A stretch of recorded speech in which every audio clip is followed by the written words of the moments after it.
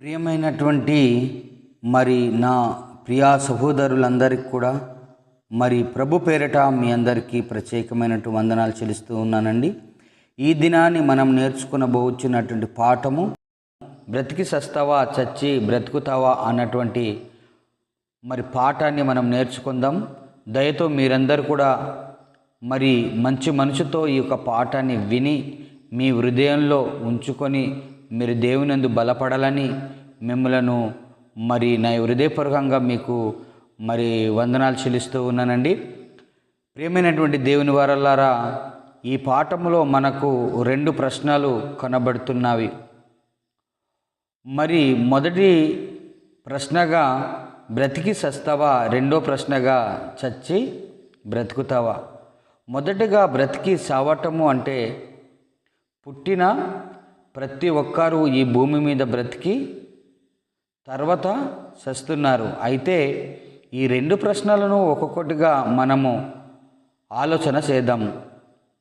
బ్రతికి చస్తావా, భూమి మీద సకల కోటి జీవరాశులలో మానవ జన్మ గొప్పదని మనిషి చెప్తుంటాడు. కానీ ఎందుకు గొప్పదని అడిగితే వారి దగ్గర సరైన సమాధానము లేదు. బ్రతుకు అనేది చాలా విలువైనది. అయితే ఈ జన్మ, ఈ బ్రతుకు ఎవరిచ్చారని మనము ఆలోచన చేస్తే ఆదికాండము 2వ అధ్యాయము 7వ వచనము, దేవుడైన యెహోవా నేల మంటితో నరుని నిర్మించి వాని నాసికాంధ్రములలో వాయువును ఊదగా నరుడు జీవాత్మాయను. అనగా మనిషిని నిర్మించినది దేవుడే. మొదటి మానవుడైన ఆదము గారిని మొదట నేలమంటితో బొమ్మగా చేసి వాని నాసికాంధ్రముల ద్వారా దేవుడు తన ఆత్మను పంపించడం జరిగినది. అప్పుడు నరుడు జీవించగలిగాడు. అంటే మనిషికి ఈ జన్మ, ఈ బ్రతుకును లేక ఈ జీవితాన్ని ఇచ్చినది దేవుడే. అయితే దేవుడు ఈ బ్రతుకును ఎందుకు ఇచ్చాడు? మనిషి పుట్టక ముందే అతడు ఉండడానికి భూమి, తినడానికి రకరకాల ఆహార పదార్థాలు, యావత్తు సృష్టినంతా ఎవరు కలగజేశారని ఆలోచిస్తే సాక్షాత్తు మన కన్న తండ్రి అయిన దేవుడని అర్థమవుచున్నది. ఆయన మనలను కావాలనుకున్నది జగాది పునాది వేయబడక ముందే, కొన్ని కోట్ల సంవత్సరాల క్రితమే ఈ భూమి, ఈ సృష్టి, వీటిని అప్పటికింకా దేవుడు కలిగించలేదు. జగత్ పునాది వేయబడక ముందే కోట్ల సంవత్సరాల క్రితం దేవుని యొక్క సంకల్పాన్ని మనం చూడగలిగితే, ఎఫెసీయులకు రాసిన పత్రిక 1వ అధ్యాయము 4 నుంచి 6 వచనాలు మనం చదివినట్లయితే, ఎట్లనగా తన ప్రియుని యందు తాను ఉచితముగా మనకనుగ్రహించిన తన కృపా మహిమకు కీర్తి కలిగినట్లు తన చిత్తప్రకారమైన దయా సంకల్పము చొప్పున యేసుక్రీస్తు ద్వారా మనకు కుమారులనుగా స్వీకరించుటకై మనలను ముందుగా తన కోసము నిర్ణయించుకొని మనము తన ఎదుట పరిశుద్ధులమును నిర్దోషులమునై ఉండవలెనని జగత్ పునాది వేయబడక మునుపే ప్రేమ చేత ఆయన క్రీస్తులో మనలను ఏర్పరచుకొనెను. దేవునికి అనేక మంది పిల్లలు కావాలన్నది ఆయన అనాది సంకల్పం. గనుకనే మనకు కావలసిన సృష్టినంతా కష్టపడి 6 దినాలలో చేసి 6వ దినము చివరిలో దేవుడు మనిషిని కనడం జరిగినది. అయితే దేవుడు ఎందుకు మనిషిని కన్నాడని ఆలోచిస్తే, మనలను ముందుగా తన కోసము నిర్ణయించుకొని కన్నాడు. అంటే మనము దేవుని కోసము మరి దేవుడు మనిషికి ఈ బ్రతుకునిచ్చింది దేవుని కోసము బ్రతకాలని. కానీ మనిషి మాత్రము తనకు బ్రతుకు ఎవరిచ్చారు, ఎవరి కోసం బ్రతకాలి అని తన బ్రతుకు పరమార్థము గ్రహించటం లేదు. గ్రహింపలేక నేను పుట్టినది నా భార్య కోసమని, లేక నా పిల్లల కొరకేనని, మరి నా పిల్లల కొరకేనని కొందరు అనుకుంటే, నేను పుట్టినది నా మరి ప్రేయస్ కోసమేనని ఒక ప్రియుడు అనుకుంటాడు. ఇలా ఒకరు కోసము పుట్టామని, లేక తన కోసం తాను ఈ లోకాన్ని అనుభవించుటకు పుట్టానని అనుకొని అసలు తనను కనిన దేవుణ్ణే మరిచి బ్రతికి చివరికి చనిపోతున్నారు. అందుకే పౌలు గారు మరి రోమ సంఘానికి లేఖ రాస్తూ, అదే ఉత్తరం రాస్తూ మరి ఏమంటున్నారో మరి చూడగలిగితే, రోమీలకు రాసిన పత్రిక 14వ అధ్యాయము 7 వచనం నుంచి 8 వచనాలు. మనలో ఎవడును తన కోసమే బ్రతకాడు, ఎవడను తన కోసమే చనిపోడు. మనము బ్రతికినను ప్రభువు కోసమే బ్రతుకుచున్నాము, చనిపోయినను ప్రభు కోసమే చనిపోవచ్చున్నాము. కాబట్టి మనము బ్రతికినను చనిపోయినను ప్రభువారమై ఉన్నాము. గనుక ఈ బ్రతుకునిచ్చినది దేవుడే. దేవుని మరి కొరకు బ్రతకాలి. మనిషి ఈ బ్రతుకు కోసము ఎలాగో ఆలోచించుటలేదు. పోనీ సావు కోసమైనా ఆలోచిస్తున్నాడా అంటే అది లేదు.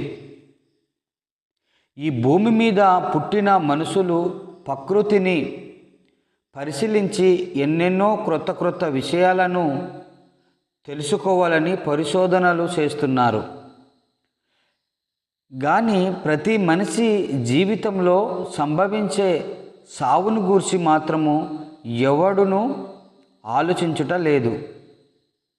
ఈ భూమి మీద బ్రతుకు కాలము కోసమే మనిషి ఆలోచిస్తున్నాడు తప్ప ఈ బ్రతుకు ముఖ్య రోజు అదే సావు. ఆ సావు గురించి ఏ మనిషి ఆలోచించడాన్ని ఖచ్చితంగా చెప్పగలము. ఉదాహరణకు, ఒక వస్తువు కొనాలన్నా, ఇల్లు కట్టుకోవాలన్నా కొన్ని సంవత్సరాల ముందే ఆలోచిస్తాడు. అలాగే పెళ్లి చేసుకోవాలన్నా, పుట్టినరోజులు చేసుకోవాలన్నా, ఏ కార్యక్రమాలు చేసుకోవాలన్నా ఎలా చేయాలి అని ముందుగానే ప్రణాళిక వేసుకుంటాడు. ఇలా మనిషి చేస్తున్న పనులన్నిటిలో ముందే సిద్ధపడతాడు. కానీ ప్రతి మనిషికి సంభవించే సావుకి ఎవరైనా సిద్ధపడగలరా? ఒకవేళ సిద్ధపడిన సావుకు ముందే మరి కొడుకునకు పెళ్లి చేయాలని, లేక పిల్లల కోసము ఆస్తి సంపాదించి చనిపోవాలని ఆలోచిస్తాడు.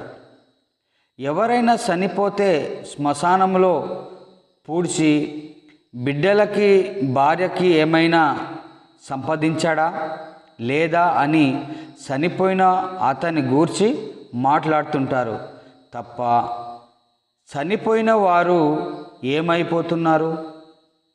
ఇంతవరకు మనతోనున్న అతను ఇక మనకు కనిపించకుండా ఎక్కడికి వెళ్ళిపోతున్నాడు అని ఎవ్వరూ ఆలోచించటలేదు. భూమి మీద పుట్టిన ప్రతి మనిషి ఈ జీవితం కోసమే ఆలోచిస్తున్నాడు. కారణం, ఇది ఒక్కటే జీవితం. ఈ జీవితంలో బ్రతుకున్నంత కాలం వరకు సంతోషంగా ఉందాం అని ఈ మూనాల ముచ్చట కొరకే ఆలోచిస్తూ బ్రతికి చేస్తున్నారు. బ్రతుకున్నంత కాలము ఈ భూమి మీద హాయిగా బ్రతకాలని క్లబ్బులని పబ్బులని తినుసు త్రాగుసు మరి దేవుడిచ్చిన ఆయుష్కాలాన్ని దేవునికి ఉపయోగించక తమకిష్టం వచ్చినట్లు వ్యర్థముగా కాలాన్ని మరి గడుపుతున్నారు. అలాంటి మనుషుల కోసము జ్ఞాని అయిన సొలొమోను గారు మాట్లాడుతూ ప్రసంగి 8వ అధ్యాయము 15-16 వచనాల్లో మనం చూసినట్లయితే, అన్నపానములు పుచ్చుకొని సంతోషించుట కంటే మనుషులకు లాభకరమైనది ఒక్కటియు లేదు. బ్రతికి కష్టపడవలనని దేవుడు వారికి నియమించిన కాలమంతయు ఇదియే వారికి తోడుగానున్నది. జ్ఞాన అభ్యాసము చేయుటకును దీవారాత్రములు కన్నులు నిద్రపోకుండా మనుషులు జరిగించు వ్యాపారములు చూచుటకు నా మనసు నేను నిలుపగా. అంటే ఈ లోకంలో చదువుల కొరకు దీవరాత్రములు కష్టపడుతున్నారు. ఎందుకు? మంచి ఉద్యోగం సంపాదించి ఈ జీవితంలో సుఖంగా బ్రతకవచ్చని కోటి విద్యలను కష్టపడి అభ్యసిస్తున్నారు.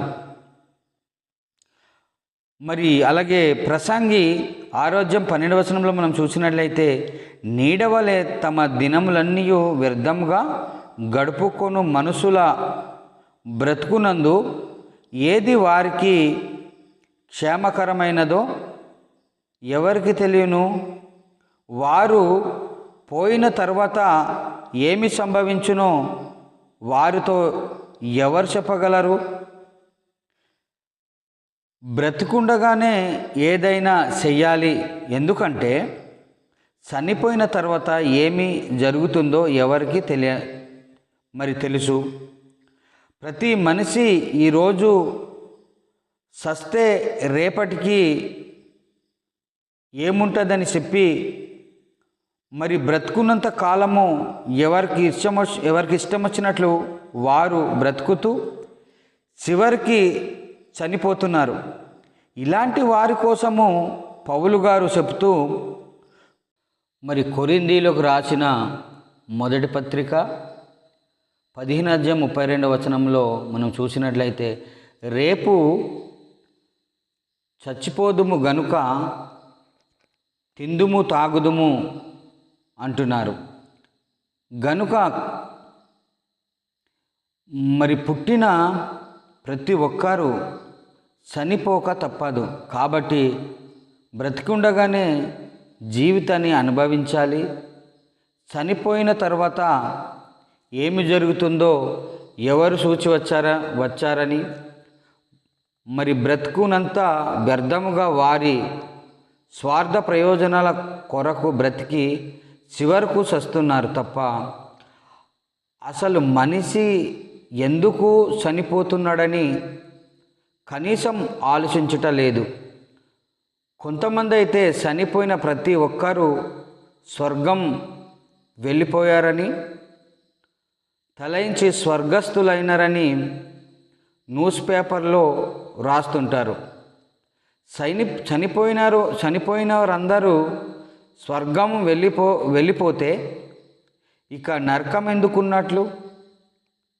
దేవుడు ఈ బ్రతుకునిచ్చాడు గనుక దేవుని కోసము బ్రతికిన వారే దేవుడున్న పరలోకం వెళ్ళగలరు.